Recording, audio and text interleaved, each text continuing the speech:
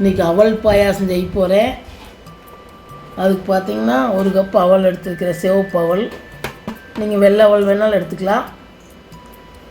1 cup அவலுக்கு 1 cup வெல்லம், 1/2 cup பாசிப்பருப்பு எடுத்துருக்கிறேன், கொஞ்சம் முந்திரி, கொஞ்சம் திராட்சை, கொஞ்சம் ஏலக்காய்.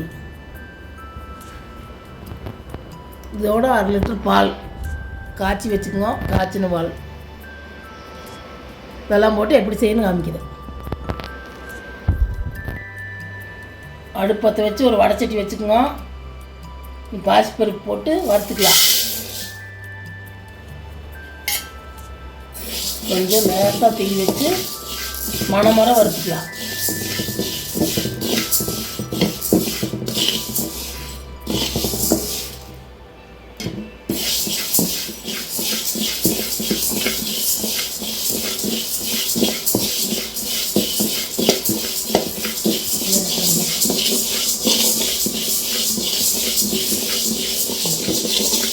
இதெல்லாம் மணமர வறுத்துக்குவோம். எடுத்து குக்கரில் கொட்டி கழிஞ்சு 2-3 விசில் விட்டு வேவிச்சுக்கலாம். குக்கரில் எடுத்து கொட்டிக்குங்க.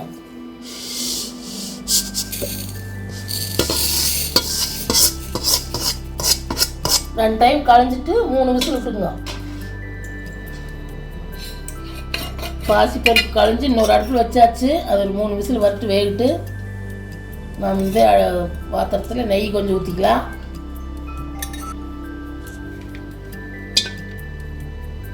பாசிப்பருப்பு குக்கரில் விசில் வந்துட்டு ஒரு வடச்சட்டி வச்சு நெய் 2 ஸ்பூன் ஊற்றிக்கிங்க. முந்திரி பருப்பு போட்டு பொரிச்சிக்கலாம். முந்திரி திராட்சையை முதல் முந்திரி போட்டுங்க.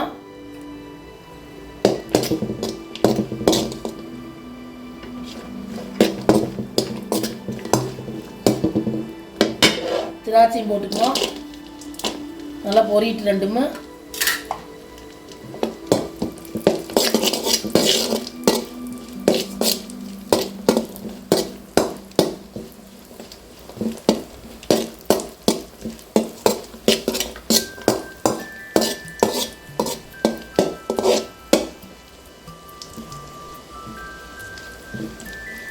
இதெல்லாம் திராட்சை நல்லா இந்த அளவுக்கு குப்பி வந்துன்னா ஒரு பிளேட்டில் மாற்றி வச்சுக்கலாம்.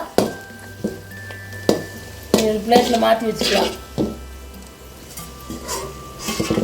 இந்த மாதிரி பிளேட்டில் ஒன்று எடுத்து வச்சுக்குவோம்.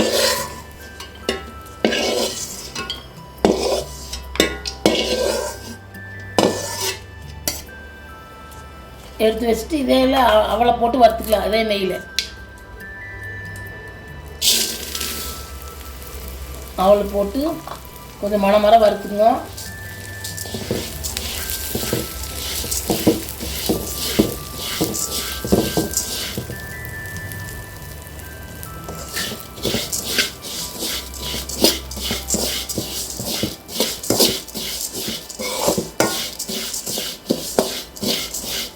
அடுப்பு சிம்மிலே வச்சு வறுத்துக்குங்க. தீந்து போயிடு.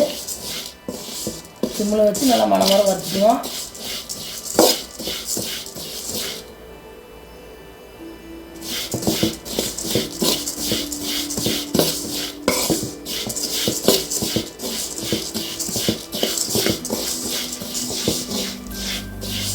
இந்த அளவுக்கு வறுத்துக்குங்க. பொரிஞ்சு வர அளவுக்கு அவள் நீங்கள் பால் சேர்த்திக்கலாம். இந்த அளவுக்கு வறுத்துக்குங்க.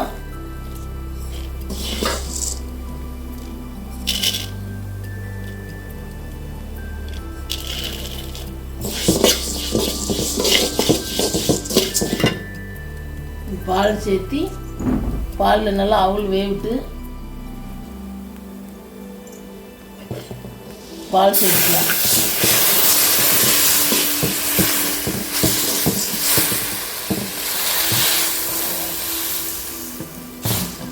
அவல் நல்லா வேவிட்டு பாலில்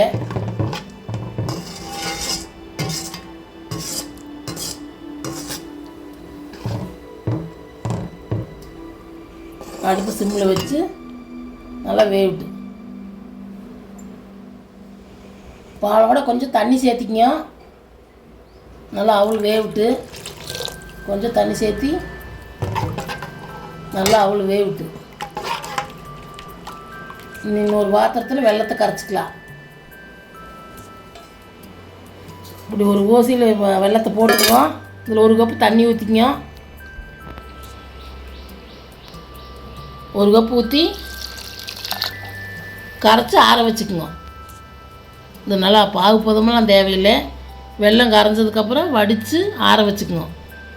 இப்போது கரைச்சிக்கலாம் அடுப்பில் வச்சு. அவ்வளோ பாயாசம்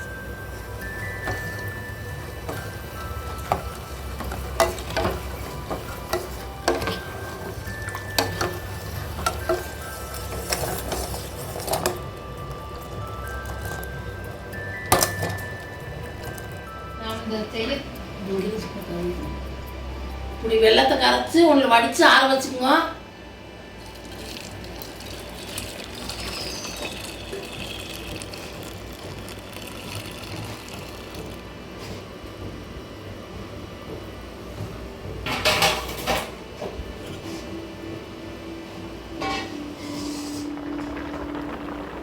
நல்லா அவ்வளோ வேக வச்சுக்குவோம். கிளறி விட்டுக்குவோம். அடுப்பு சிம்மில் வச்சு இந்த அளவுக்கு வேக வச்சுக்கணும். நீங்கள் 2 நிமிஷம் வந்தால் பாசிப்பருப்பு சேர்த்துக்கலாம். பார்த்தீங்கன்னா நல்லா அவ்வளோ சுண்டி வெந்துருச்சு. நீ பாசிப்பருப்பு சேர்த்துக்கலாம்.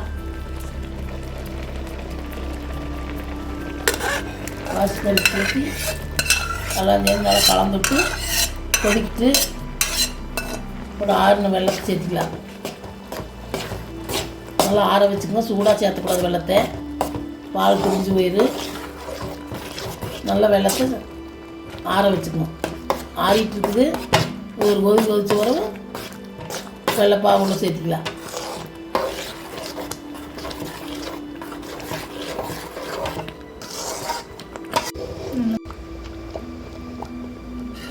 பாசிப்பருப்பு சேர்த்து கொஞ்சம் கொதிச்சிருச்சு. நீ வெல்லம் ஆற வச்ச வெல்லத்தை சேர்த்திக்கலாம். நல்லா விறுவிறுன்னு ஆற வச்சுக்குவோம். ஆற வச்ச வெள்ளைப்பாகு உள்ள சேர்த்துக்கலாம்.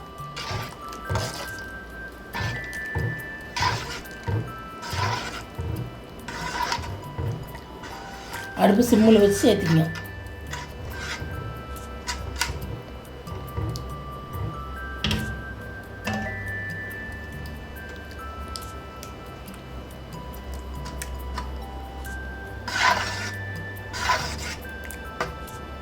வெள்ளத்தை சேர்த்து நல்லா கலந்துக்கணும். இந்த மாதிரி ஏலக்காய் தூள் முந்திரியும் சேர்த்துக்கலாம்.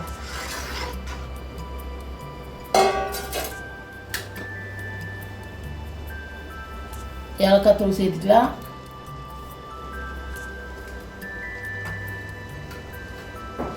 முந்திரி திராட்சையும் சேர்த்துக்கலாம். பொரிச்சு வச்சது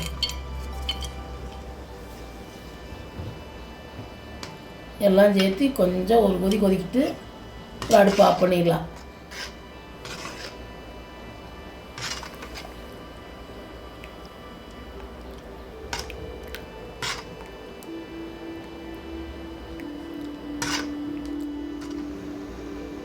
பார்த்தீங்கன்னா லேசாக ஒரு கொதிச்சா போதும். எல்லாம் போட்டு அவல் பாயாசம் ரெடி.